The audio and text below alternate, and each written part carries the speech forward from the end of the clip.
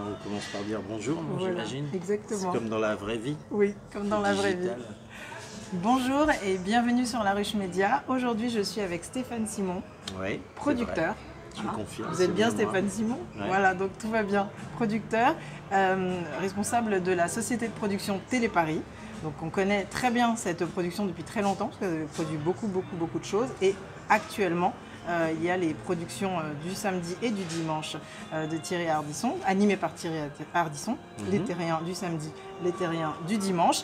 Et on va parler non seulement de cette émission, parce qu'on est en fin de saison aujourd'hui et on va faire un petit bilan avec vous, mais on va surtout parler aussi des nouvelles créations de web, de télévision web et de cette nouveauté inédite. Vous êtes le seul indépendant à vous lancer dans les chaînes web de cette manière-là. Et il y a Komodo.tv qui démarre les ouvertures et les abonnements seront effectifs à partir du 3 juin. Nous sommes aujourd'hui Journée de la Terre et on va parler de ce qu'est Komodo TV. Ouais. Qu'est-ce que ça veut dire? On voit là le logo qui est très fin, très joli. Regardez le petit K avec le petit trait rouge. Qu'est-ce que veut dire Komodo TV? Komodo TV, en fait, c'est une chaîne qui a comme projet d'être le premier média qui parle du vivant, qui est dans le droit et la défense des animaux et qui a pour originalité d'être animé aussi par Émeric Caron et toute une rédaction. Et ensemble, avec Émeric, on a voulu faire un média qui soit le premier média qui est plus qu'un média écologique, plus qu'un média animalier, on va dire. C'est le premier média antispéciste, c'est-à-dire qui considère que la vie des animaux est aussi importante que la vie des hommes et qu'en gros, les animaux sont des hommes comme les autres, pour retourner un peu le truc. Et on a voulu profiter d'une date symbolique, qui est celle d'aujourd'hui, c'est-à-dire la Journée de la Terre, pour annoncer la création de ce média, pour le faire découvrir. On peut déjà aller sur komodo.tv pour voir la déclaration, on va dire, de principe, la charte de ce nouveau média, se préinscrire et il sera ouvert, vraiment on pourra accéder à toutes ces vidéos, à ces catalogues. Il y a beaucoup de contenus qui vont être mis sur cette plateforme et cette plateforme est ouverte à partir du 3 juin. Ouais. Et donc les différents contenus qu'il pourrait y avoir, il y a donc Émeric Caron qui va animer une émission, il y aura d'autres talks, des documentaires. Comment ça va fonctionner, comment la grille, on peut essayer de parler de grille, va se structurer? Il y a des talents sur ce. Il y a par exemple Elie Medeiros aussi qui va faire, un rendez-vous pour vivre vegan, on va dire, avec des recettes, des conseils, beaucoup de choses qui apportent, je dirais, la dimension pratique et pas simplement théorique de ce que ça veut dire vivre dans le respect du vivant et dans le respect de la terre. Il y aura d'autres signatures et puis surtout ce média va être porté par le travail de toutes les associations de défense du droit des animaux. Ça va de Sea Shepherd à la LPO que tout le monde connaît de Alain Bougrain-Dubourg, à la fondation Brigitte Bardot, à beaucoup d'autres, à One Voice. Enfin, en tout cas, il y a énormément d'associations et j'en oublie là qui ont accepté de jouer le jeu de ce média et qui se félicitent enfin d'avoir un média qui va les accompagner. Oui, parce que ça n'existe pas. Ça n'existait pas, curieusement, on a une image un peu faussée de ce que peut être le véganisme. En fait, dans les médias, on ne connaît que 30 millions d'amis, qui a eu le mérite d'exister, bien sûr, et dont on ne va pas dire du mal, mais qui n'est pas suffisant pour aujourd'hui rendre compte de l'urgence qui est devenue la défense du vivant sur la Terre. Il faut savoir qu'il y a un nombre incalculable d'espèces qui sont protégées, qui sont menacées, pardon, et pas protégées, c'est bien le contraire. Et en fait, pourquoi est-ce que ça s'appelle Komodo TV? Ça s'appelle Komodo TV parce que le gouvernement indonésien a décidé de protéger l'île de Komodo, où vivent les dragons de Komodo, qui est cette espèce d'espèce justement qui est très étrange puisqu'elle nous semble sortie de la préhistoire et c'est une créature hybride entre les vieux dinosaures et les actuels lézards avec une langue de serpent. Donc c'est un animal qui mérite, qui est un chaînon manquant en fait dans l'évolution et qui mérite évidemment tous nos soins et notre protection et c'est en hommage à la décision des Indonésiens et au Dragon de Komodo qu'on a décidé d'appeler cette chaîne, non pas caron.tv, Ouais. mais komodo.tv. Voilà. Et il y a justement, on sait qu'Aymeric Caron est évidemment plus qu'ambassadeur de la cause concernant l'actualité du vivant. Il y a eu une demande, vous avez senti une demande, ou c'est vous qui avez eu envie d'informer un public très mal informé sur ce qu'est le véganisme? Voilà, est-ce qu'il y a une volonté comme ça d'éclairer un peu les lanternes? Bah, en fait, moi, depuis 20 ans que je suis producteur de télévision, je travaille à la mutation de mon métier, et la mutation de notre métier en ce moment, c'est aller s'intéresser au digital, bien sûr.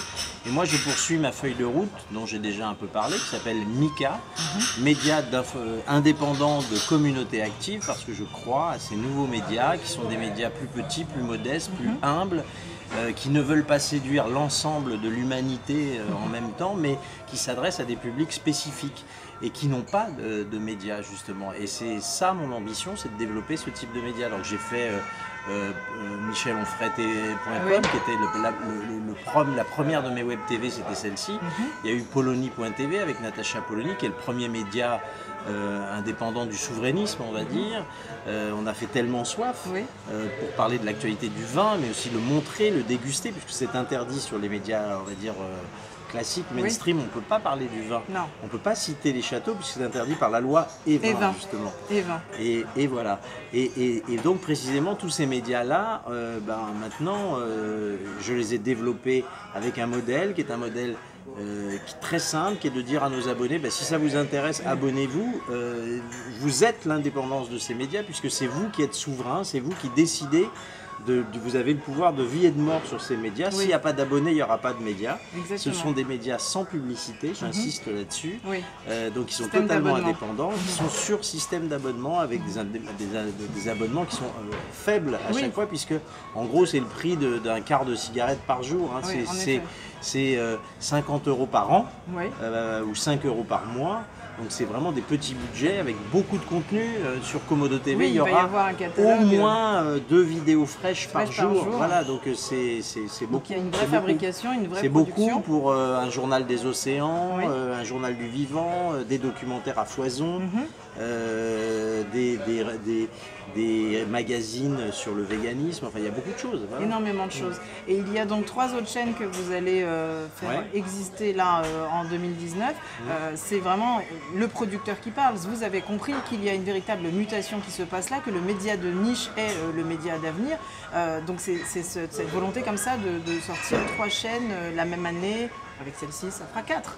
On va faire 4 en 2019, donc on en a 4 déjà. Donc oui, on passe la vitesse supérieure, on se déploie. Vraiment oui, parce qu'on y croit, on croit en ce modèle, on avance avec des succès et des insuccès, parce que dans les 4 médias qu'on a fait, on n'a pas tous le même niveau de succès suivant les médias que l'on fait. Et puis on apprend beaucoup, c'est encore un marché totalement expérimental, donc on y va de façon très prudente, mais c'est intéressant. Et puis on a foi en ce qu'on fait, donc on avance. Voilà. C'est très bien, donc on s'adresse à plusieurs personnes dans des niches, et en même temps, quelque part, en regroupant les niches les unes à côté des autres, on s'adresse à un maximum de gens au final, en fonction des goûts et des instincts de chacun. Je pense qu'un jour, on proposera des bouquets aux gens pour leur dire, voilà, vous aimez le vin, et vous aimez la philosophie, vous pouvez prendre un abonnement à Michel Onfray, et puis vous pouvez prendre un abonnement à Tellement Soif, voilà, et pourquoi pas. Exactement. Il y a aussi, donc évidemment, producteur de l'émission de Thierry Ardisson sur C8, samedi et dimanche. On est quasiment là en fin de saison. La dernière émission sera le 8 juin. Le bilan de l'émission du samedi, pour commencer, quelle est l'évolution? Est-ce que vous êtes content cette année? On est content parce que la nouvelle formule d'abord a plu, elle n'a pas été critiquée. On a fait un nouveau décor, un nouveau conducteur, on a des nouveaux talents, dont Yann Moix qui nous a rejoints. Donc on est content du résultat, ça c'est la première chose. On a, comme tous les access du samedi, on a un petit peu souffert évidemment de cette crise qui a traversé 22 totalement. 23, 24. 22 samedis au moins, avec les gilets jaunes, mais c'était assez logique puisque l'actualité dans ces cas-là est très addictive et les gens ont envie d'être totalement sur les directs des chaînes d'infos. Les chaînes d'infos, elles sont multipliées par 3 ou 4. Elles ont multiplié par 3 ou 4 leur audience. Donc c'était assez évident que ça se passerait comme ça. Mais l'émission a bien résisté, semaine après semaine. Elle continue à avoir donc des belles audiences. Et puis le dimanche, là pour le coup, on a augmenté. 8% en plus cette année. Plus 8% d'audience en plus. Avec des belles pointes.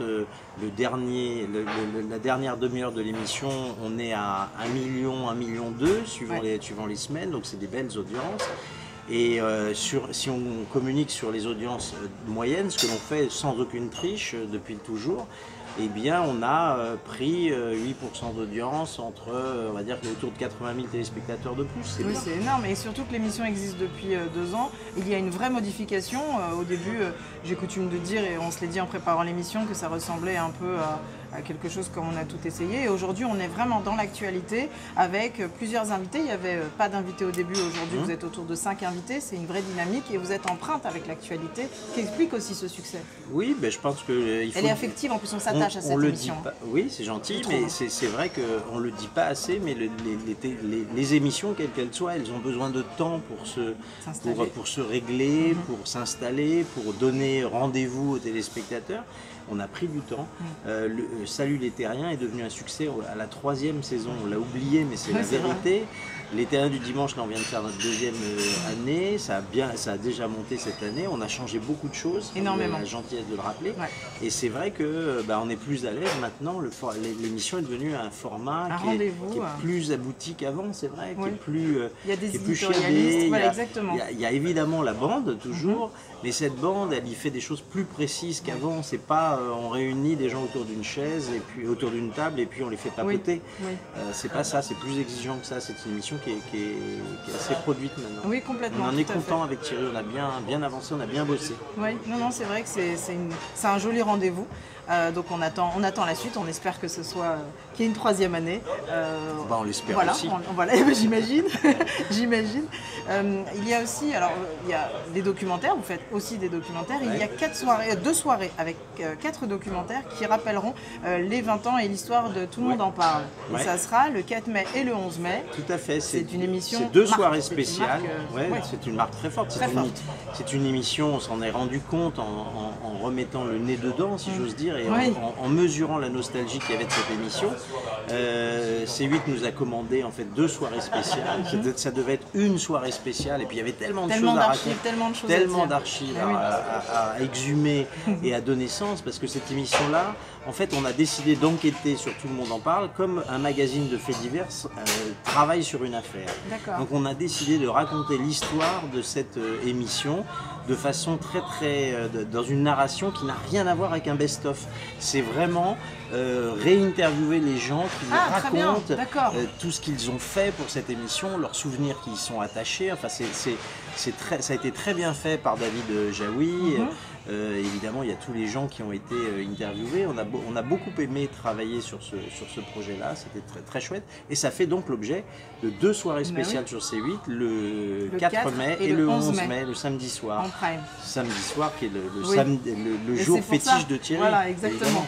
Si ça avait été à 22 h, ça aurait été encore plus le clin d'œil. Mais c'est très bien en prime.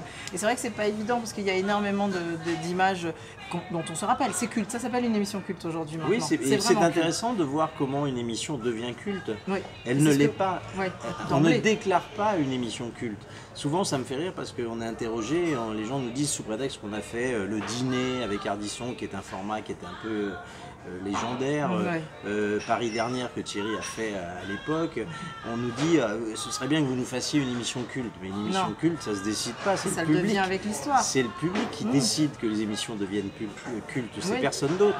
Donc il faut se laisser en revanche un peu de temps, parce qu'être culte, ça ne se déclare pas au bout de 6 mois ou 1 an. Une émission devient culte au bout de 3, 4. Et c'est souvent quand elle a 10 ans qu'on se dit mais c'était vraiment une émission culte. Donc c'est ça qui manque aujourd'hui souvent aux décideurs de télévision, c'est qu'ils pensent que si une émission n'a pas immédiatement une puissance commerciale très forte, il faut la bazarder. Or, c'est souvent le contraire qu'il faut faire. Si elle a un potentiel, c'est-à-dire si elle n'est pas un accident industriel, eh bien il faut travailler, creuser son sillon comme un artisan qui passe son rabot sur le bois pour lui donner une belle allure. Oui. En fait, on redécouvre un peu le sens du temps long aussi en ce moment. Que, dans un moment de rapidité absolue. Oui, et puis quand la cathédrale Notre-Dame brûle, on se dit, bah oui, il a fallu 107 ans pour la faire. Ah oui, c'est ça. Mais on va la reconstruire en 5 ans. Oui, ça c'est la blague du moment. Mais non, le temps long c'est important. Il n'y a pas que l'immédiateté, même si on est très attaché, parce qu'on est sur le digital, on est très attaché à l'immédiateté. Mais l'immédiateté, c'est pas tout. Non, exactement. C'est vrai que la première de Tout le monde en parle, c'est une petite anecdote personnelle, j'en profite parce que je suis avec vous. J'étais invitée sur le plateau, il y avait Serge Lama et Lio, et c'était une toute autre émission. Oui. Et on recevait des anonymes, et il n'y avait que 4 personnes. Et très vite, Catherine Barma a eu l'idée de changer complètement le concept, et c'est devenu culte parce qu'on n'a pas dit ça marche pas, on passe à autre chose. Voilà, donc en effet, vous avez raison, il faut laisser. Faut que tu fasses attention parce que si tu tapes sur la table, ça fait tout bouger comme ça. Ça bouge, ça va pas du tout, et vous nous voyez vibrer. Voilà, on vous explique. Je crois qu'ils ont arrêté de regarder tellement ça vibrait même. Ah bon, tu vois? Donc, parce que je vais couper du coup. Alors, on va reprendre. Non, faut pas couper, faut laisser uncut, c'est bien mieux. Bon, bah, très bien. Donc, comme ça, vous aurez les coulisses de cette interview. Alors, vous êtes aussi le producteur du film Mia et le lion. Alors, ce film a été quand même couronné de succès dans le monde entier. Il sort bientôt en Chine et il a fait une sortie aux États-Unis récemment. Oui, en ce moment. Voilà, c'est en ce moment. Sortir, oui. Et l'histoire de ce film est incroyable parce que cette jeune fille a grandi. Pendant 4 ans, elle a grandi avec un lion.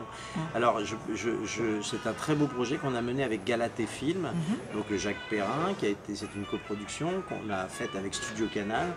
Et ce film, il a eu un succès évidemment intéressant en France puisqu'il a fait 1,5 million d'entrées. Et là, on a plus de 3 millions dans le monde, donc ça fait déjà 4,5 millions de gens qui sont allés voir le film, ou revoir le film pour certains.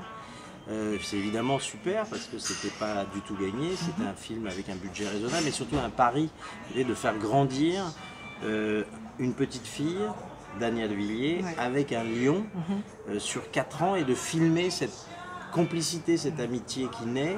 Et cette imprégnation et cette puissance de relation qu'on peut tisser avec le monde sauvage, le monde animal sauvage. Contrairement à ce qu'on pense, le lion n'est pas définitivement une brute. Agressif. Pas du tout. Tueur.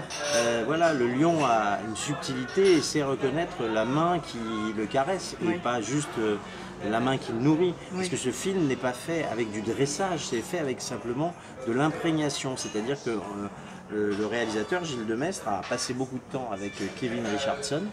Et Kevin Richardson, c'est l'homme qui murmure à l'oreille des lions, c'est-à-dire c'est quelqu'un qui parle avec eux, qui apprend à les nourrir, à les côtoyer, mais qui ne jamais les frappe, ne jamais les maltraite.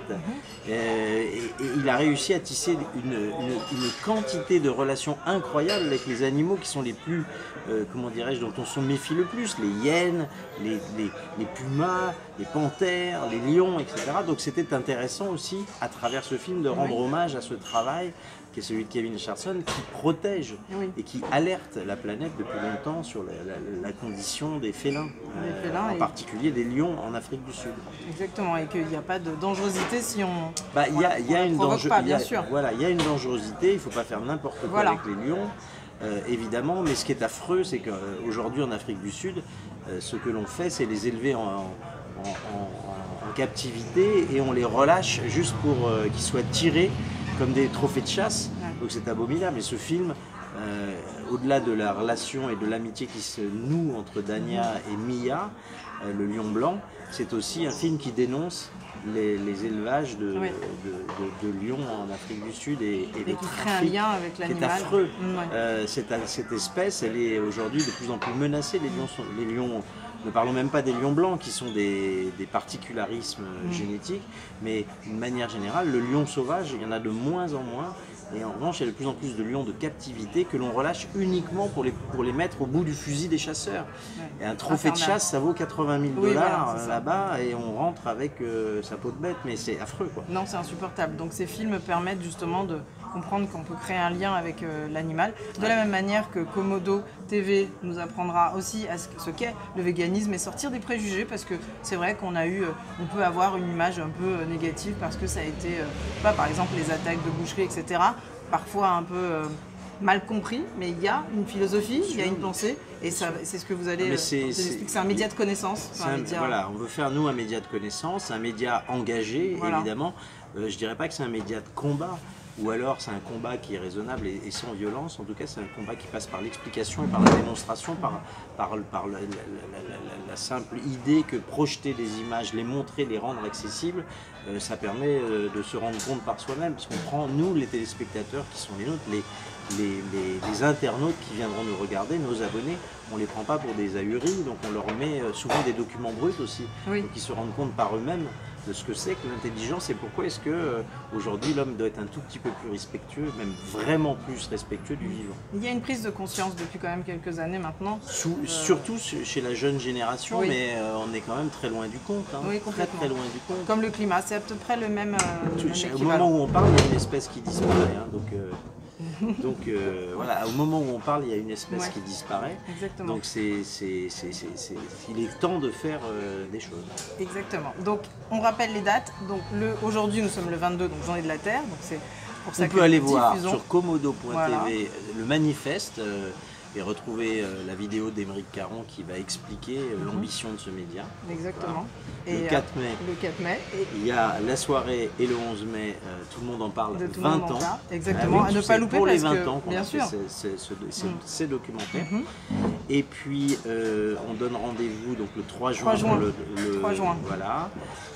Qu'est-ce qu'on peut donner d'autre comme rendez-vous? Après il faudra nous suivre. Et puis jusqu'au 8 juin, samedi et dimanche, les terriens du samedi, les terriens du dimanche. Et voilà, donc rendez-vous sur C8 très bientôt. Et je Avec vous grand plaisir. remercie de cette interview de producteurs indépendants qui se lancent depuis un moment déjà vers la Web TV et qui comprend bien depuis 2 ans qu'il y a une mutation qu'il faut comprendre, appréhender. Il faudra revenir, il faudra qu'on se réorganise un truc. Au mois d'octobre, on aura un très gros truc à annoncer. Ah oui. Ouais.